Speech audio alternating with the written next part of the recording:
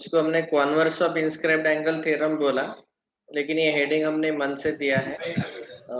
You don't need to use that heading while writing the reasons. आपको ये line लिखना जरूरी है. ठीक है, तो थ्योरम ऐसा है कि एक स्ट्रेट लाइन के ऊपर दो पॉइंट्स है AD और उसके सेम साइड एक कौन से भी साइड ऐसे दो पॉइंट लिए हमने BC सच दैट ये दोनों एंगल इक्वल रहेंगे. तो AD जो दोनों पॉइंट्स है वो पॉइंट B और C पे इक्वल एंगल सबटेंड करते हैं. तो in that case we need to prove that this four angles are cyclic. मतलब चारों एंगल से एक ही सर्कल पास होगा, ये हमें प्रूव करना है. कौन साइक्लिक मतलब वही all four points are on one circle. ठीक है, तो ऑलरेडी अभी यहाँ पे जैसे हमने कल डिस्कस किया था, सो स्टेटमेंट आप लिख लेना इसका. We are discussing the proof. तो उसमें सबसे पहले गिवन क्या है. हियर द गिवन इज, ये कौन है रे, शंकर भालेराव.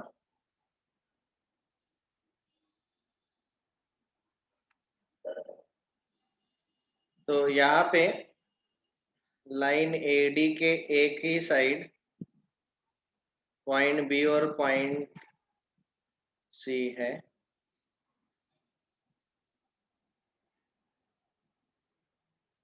और ये दोनों एंगल इक्वल दिए हैं. And we have to prove that exactly one circle passes through all these 4 points. These 4 points are concyclic. ये हमें प्रूव करना है. ठीक है,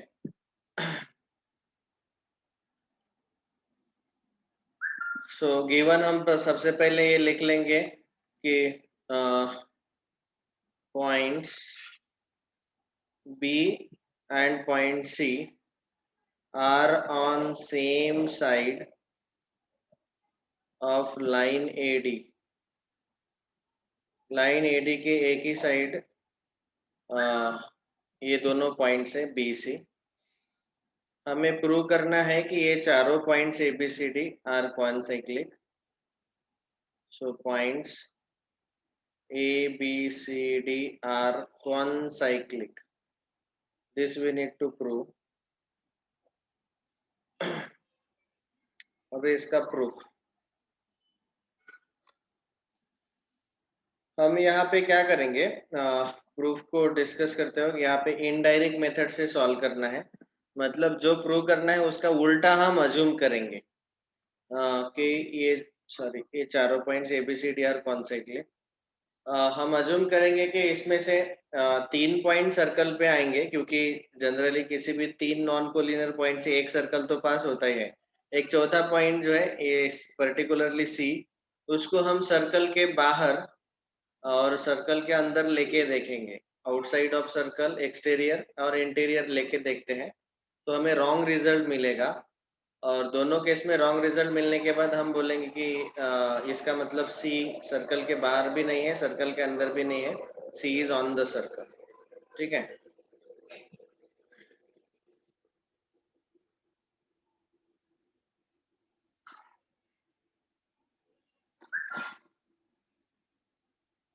वैष्णव कदम, आप पहली बार आए हो बेटा? हाँ. Okay, then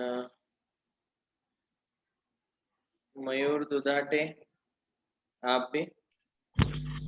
yes sir. Okay, one more new name is there. ठीक है, वेलकम, दोनों का स्वागत है मेड IIT फाउंडेशन में. और धनंजय, आप कहाँ थे अब तक? धनंजय राख, घर पे ही था सर. डाउट के लिए बुलाया था ना आपको 2:30 बजे? सर पता नहीं था सर, उस दिन absent था ABCD. लगता है. Okay, all right. सो यहाँ पे point B and C are on the same side of line AD. हमें क्या प्रूव करना है? देखो ये थ्योरम है। थ्योरम में क्या बोला गया कि 2 points on a given line, तो ये लाइन है, उसके ऊपर 2 पॉइंट्स है AD, subtend equal angles at 2 points. ये बी और सी ये 2 पॉइंट लिए और वहां पे वो दोनों सबटेंड इक्वल एंगल सबटेंड कर रहे हैं। देन ये चारों पॉइंट कौन साइक्लिक है ये प्रूव करना है, मतलब चारों पॉइंट एक ही सर्कल पे है, ऐसे हमें प्रूव करना है। So all 4 points are on the same circle. तो हम क्या करेंगे, पहले स्टेटमेंट हमें पता होना चाहिए कि from any 3 non collinear points unique circle can pass. कोई भी 3 अगर आपने नॉन कोलिनियर पॉइंट्स लिए तो एक ही सर्कल पास होता है। तो इसीलिए हम क्या करेंगे, let unique circle passes through points A, B, D। इन 3 पॉइंट से एक यूनिक सर्कल पास होता है, ये हम अज्यूम करेंगे। और अभी C पॉइंट जो है वो सर्कल पे नहीं है, ऐसा हम अज्यूम करेंगे। Let point C is not on the circle। ऐसा उल्टा क्यों ले रहे हैं हम 3 पॉइंट से एक सर्कल पास कर रहे हैं और चौथा पॉइंट हम जो पॉइंट सी है उसको हम सर्कल के बाहर या सर्कल के अंदर लेके देखते हैं, तो वहां से हमें पता चलेगा कि रिजल्ट गलत आएगा और वहां पे हम बोलेंगे कि नहीं नहीं, सी कभी भी सर्कल के बाहर नहीं हो सकता या अंदर नहीं हो सकता, तो सर्कल पे ही होना चाहिए। तो फिर हम बोलेंगे कि चारों पॉइंट सर्कल पे ही है। कोई 3 पॉइंट तो हमेशा सर्कल पे रहते ही है अगर वो नॉन कोलिनियर है तो, ठीक है। So let point C is not on the circle, इसी को हम बोलते हैं इनडायरेक्ट मेथड। यहाँ पे बुक में उन्होंने हिंट दिया है ना, बुक में उन्होंने क्या हिंट दिया है कि इसको प्रूव करो, this theorem can be proved bye indirect method. Indirect method मतलब जो प्रूव करना है उसका उल्टा अज्यूम करो। तो हम क्या कर रहे हैं, चारों पॉइंट एक सर्कल पे नहीं लेंगे, उसमें से 3 ही पॉइंट लेंगे और चौथा पॉइंट से हम सर्कल के बाहर या अंदर लेके देखते हैं। ओके, तो यहाँ पे इसकी वजह से अभी 2 केसेस आएंगे। तो यहाँ तक मैंने प्रूफ तो लिख लिया, अभी अगला लिखता हूँ मैं केस नंबर 1। ये जो पॉइंट सी है, let point C be in the exterior of circle, circle के बाहर लेंगे पॉइंट सी को, ठीक है। तो अभी देखो डायग्राम कैसे मिलेगा आपको।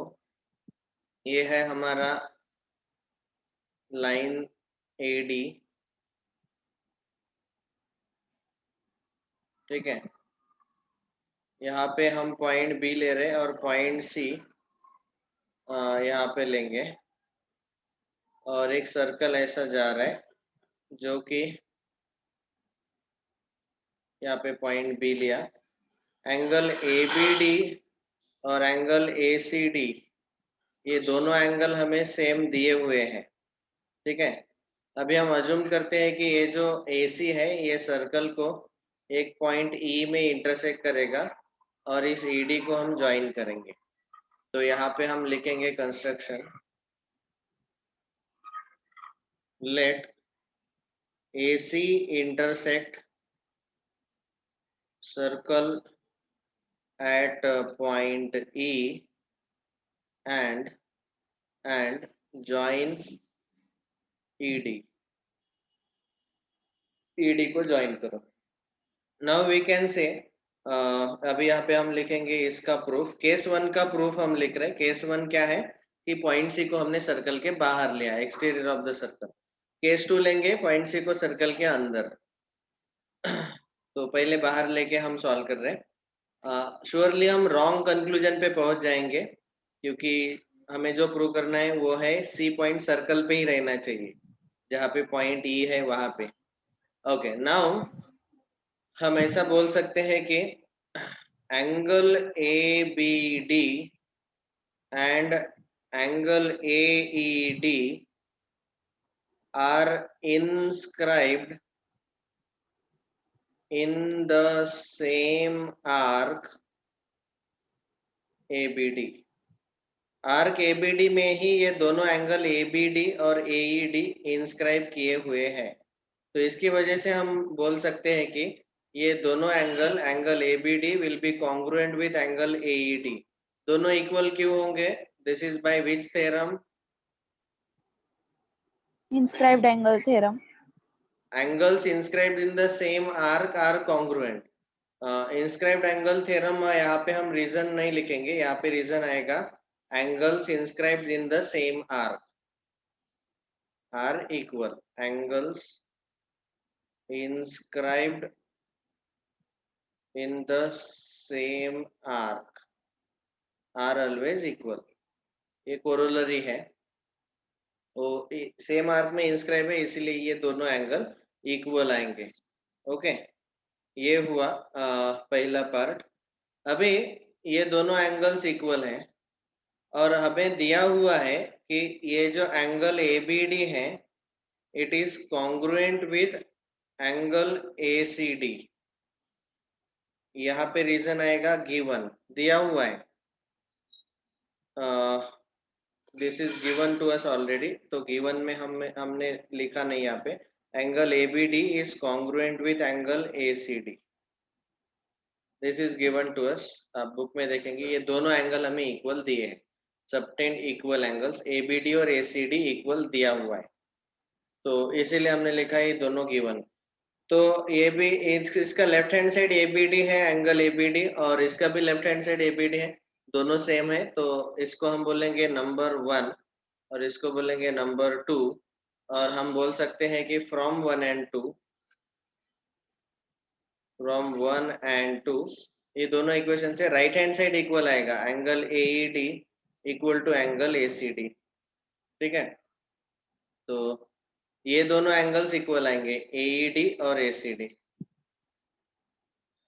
लेकिन हम यहाँ पे ऐसे लिखेंगे, but angle AED is an exterior angle of triangle CED. ये जो ट्राइंगल CED है इसका एंगल AED एक्सटेरियर एंगल है. ओके, मराठीत त्याला आपण बाह्य कोन म्हणतो. So it is exterior angle. वो एक्सटेरियर एंगल होने के कारण क्या होगा, जो दोनों रिमोट इंटीरियर एंगल्स है C और D उनसे वो ग्रेटर रहेगा. So we can say angle AED will be greater than angle ACD. Okay, अभी इसको आप बोलो नंबर 3, ये जो हमने लिखा इक्वल, और इसको आप बोलो नंबर 4. अभी 3 और 4 जो है वो एक दूसरे को कॉन्ट्राडिक्ट कर रहे हैं.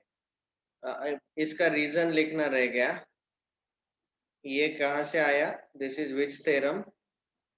दिस इज, इसका रीजन है remote interior angle theorem. Remote interior angle theorem से हम बोल सकते हैं कि एईडी ग्रेटर देन एसीडी. अभी आप ही देखो, तीसरा इक्वेशन बोल रहा है कि ये दोनों एंगल इक्वल है, चौथा इक्वेशन बोल रहा है कि एईडी बड़ा है एसीडी से. मतलब बिल्कुल उल्टा रिजल्ट मिल गया हमें. इक्वल भी बोल रहे हैं और एक ग्रेटर है ऐसा भी बोल रहे हैं, तो हम बोलेंगे this contradicts. Equation 4 contradicts equation 3. therefore हम बोलेंगे point C cannot be in the exterior of circle. Point C circle के एक्सटीरियर में नहीं रह सकता. ओके, चलो ठीक है, नहीं रह सकता बाहर सर्कल के, तो हम बोलेंगे case number 2, let point C be in the interior of circle. Circle के अंदर लेके देखते हैं. ठीक है, तो पॉइंट C को सर्कल के अंदर लेके देखेंगे तो यह डायग्राम देखो कैसे आएगा. फिर से लाइन AD, यहाँ पे हम लेंगे पॉइंट B एंगल ABD, और यहाँ पे पॉइंट C एंगल ACD. ये दोनों एंगल इक्वल लेने हैं हमें. तो ऐसे आएगा ABD एंड ACD। और अभी हम ये सर्कल जो ड्रॉ कर रहे हैं ऐसा जाएगा, लेकिन पॉइंट सी के थ्रू वो नहीं जाएगा सर्कल, सर्कल के बाहर, सॉरी सी पॉइंट सर्कल के अंदर रहेगा। इस AC को हम एक्सटेंड करते हैं, ऐसे AC को एक्सटेंड कर दिया तो लेट अस से it is intersecting at point E। Point E में इंटरसेक्ट कर रहा है AC सर्कल को, और फिर से यहाँ ED ज्वाइन कर देते हैं। ओके, और हमें क्लियरली दिया हुआ है कि एंगल B और एंगल C इक्वल है, ये तो पहले से गिवन है। तो हमने क्या किया, डायग्राम में सबसे पहले यहाँ पे पॉइंट C को सर्कल के बाहर लेके देखा, फिर कॉन्ट्राडिक्टरी रिजल्ट आया कि तीसरे इक्वेशन में दोनों एंगल इक्वल आए और चौथे इक्वेशन में ये AED बड़ा आया। तो इससे मतलब पता चल जाता है कि ऐसा C पॉइंट सर्कल के बाहर नहीं रह सकता। अभी सर्कल के अंदर लेके देख रहे तो उसमें क्या होगा देखो, इसमें पहले फिर से कंस्ट्रक्शन, यहाँ पे कंस्ट्रक्शन क्या आएगा कि C सर्कल के अंदर है, हम ऐसा लिखेंगे extend AC to meet circle at point E। AC को एक्सटेंड करके वो सर्कल को पॉइंट E पे मीट कर रहे हैं, एंड हम ED को ज्वाइन करेंगे, ज्वाइन ED को हमने ज्वाइन कर दिया। अभी प्रूफ में फिर से हम ऐसा लिखेंगे यहाँ पे कि angle ABD and angle AED are inscribed in same arc ABD। Arc ABD में ही इंस्क्राइब किए हैं ABD और AED, ये दोनों एंगल, तो इसीलिए एंगल E और एंगल B दोनों इक्वल हो जाएंगे। तो हम बोलेंगे therefore angle ABD is congruent with angle AED। Practically same steps है, और यहाँ पे रीजन लिखेंगे angles inscribed in the same arc, angle inscribed in same arc वो कैसे रहते हैं, हमेशा कॉन्ग्रुएंट रहते हैं। Angles inscribed in the same arc are always congruent, equal रहते हैं एक ही आर्क में, ABD AED, इसीलिए वो दोनों इक्वल है। अभी अगला हमें गिवन है कि angle ABD is congruent with angle ACD, ये पहले से दिया हुआ है, यहाँ पे लिखेंगे गिवन। फिर से इसको बोलो इक्वेशन 1, इसको बोलो इक्वेशन 2, और फ्रॉम 1 एंड 2, फ्रॉम 1 एंड 2, 1 और 2 को देख के आप बोल सकते हैं कि अरे दोनों का लेफ्ट हैंड साइड सेम है, तो राइट हैंड साइड भी इक्वल आएगा, मतलब angle AED will be equal to angle ACD।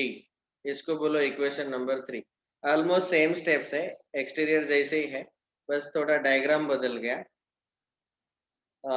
अभी हम बोल सकते हैं यहाँ पे कि एंगल ACD एक्सटीरियर एंगल है ट्रायंगल CED का।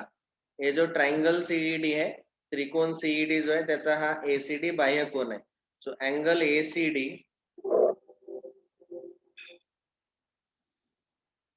एक मिनट, ब्लैक बोर्ड खत्म हो गया।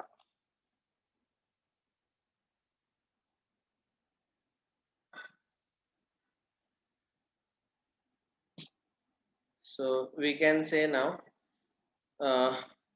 but angle ACD is an exterior angle of triangle CED। ये जो ट्राइंगल CED है इसका ये ACD एक्सटीरियर एंगल है, और उसी के कारण हम बोलेंगे कि angle ACD will be greater than angle AED। इसको बोलो इक्वेशन 4। ACD जो है वो AED से ग्रेटर रहेगा, क्योंकि ये एक्सटीरियर है, एक्सटीरियर एंगल हमेशा ग्रेटर रहता है। हाँ ग्रेटर रहता है, इसका रीजन लिखना है ब्रैकेट में, remote interior angle theorem.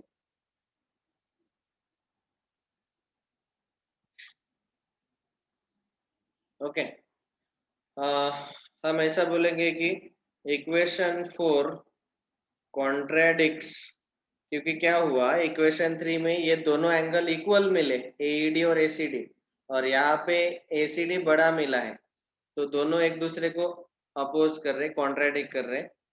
Equation 4 contradicts equation 3 and therefore हम बोलेंगे कि point C can not be in the interior of circle, वो सर्कल के अंदर भी नहीं रह सकता। देयरफॉर हम कंक्लूजन लिखेंगे, therefore point C lies on the circle, therefore हम बोलेंगे कि पॉइंट्स ABCD लाई, ये चारों के चारों point lie on the same circle, एक ही सर्कल पे वो चारों पॉइंट रहते हैं। इसी का मतलब है देयरफॉर हम बोलेंगे कि points ABCD are concyclic, they will form a cyclic quadrilateral. That's all, hence proved. तो हमने पहला केस लिया कि पॉइंट सी को बाहर लेके देखा, तो वहां पे भी कॉन्ट्रेडिक्शन मिल गया। दूसरा केस लिखा कि पॉइंट सी सर्कल के अंदर है, वहां पे भी कॉन्ट्रेडिक्शन मिला। और यहाँ से हम बोलेंगे कि पॉइंट सी सर्कल के बाहर है, अंदर नहीं है, वो सर्कल के ऊपर ही है, ऑन द सर्कल। तो इसीलिए चारों के चारों पॉइंट सर्कल पे हम ले सकते हैं। पहले 3 पॉइंट कैसे आए, क्योंकि वो तो प्रॉपर्टी है कि ABD हमने सर्कल पे ही लिया। The reason is any 3 non collinear point से एक सर्कल पास होता है, ये प्रॉपर्टी है। बस C पॉइंट के लिए हमें ये इनडायरेक्ट प्रूफ का इनडायरेक्ट मेथड यूज करना पड़ा। समझ में आया सबको?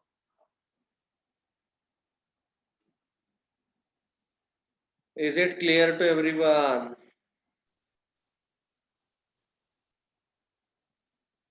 Yes sir.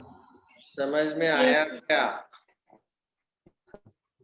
बोला रे मित्रांनो। Yes sir. Yes, sir. हाँ, मला वाटलं झोपले का? ठीक है, लिखो। Shall I give time to write down कि स्क्रीनशॉट लेंगे?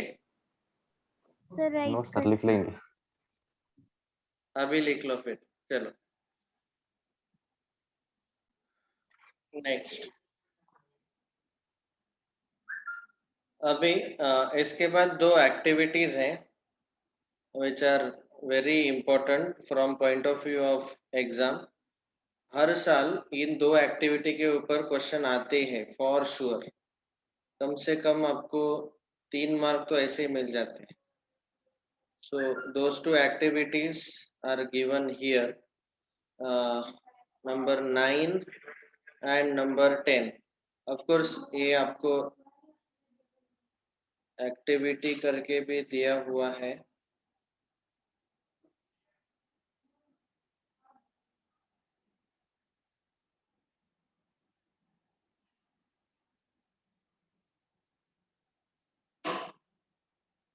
ये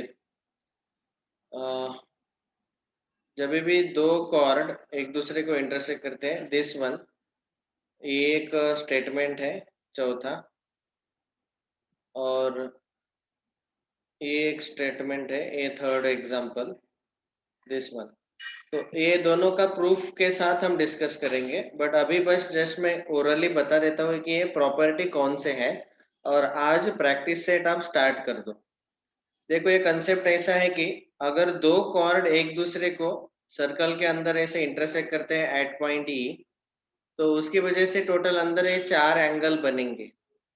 उसमें से अगर मैंने ये एंगल AEC लिया, एंगल AEC, ये 4 एंगल बने ना total, AED, DEB, BEC, AEC, उसमें से ये दोनों एंगल इक्वल रहेंगे, AEC इक्वल टू BED और AED is equal to CEB, क्योंकि वो अपोजिट एंगल्स है, वर्टिकली अपोजिट एंगल्स।